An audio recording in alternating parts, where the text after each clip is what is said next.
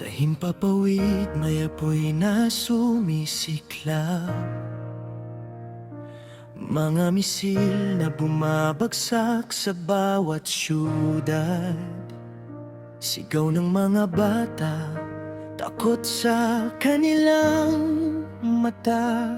Bakit ang mundo'y tila nagiging digmaan na?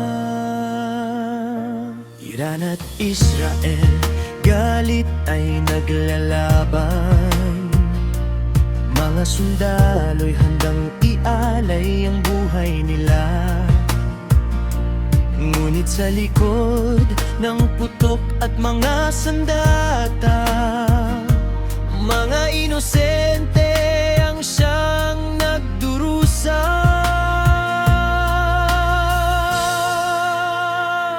O mundo, kailan ba magkakaroon ng kapayapaan? Mga luha ng tao'y dumadaloy sa lansangan.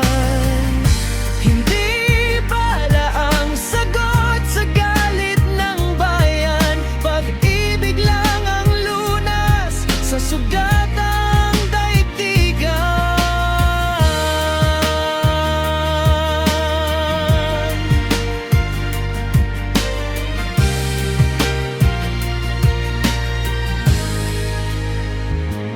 Mga inay umiiyak sa gabi ng tahimik, hinahanap ang anak na di nababalik.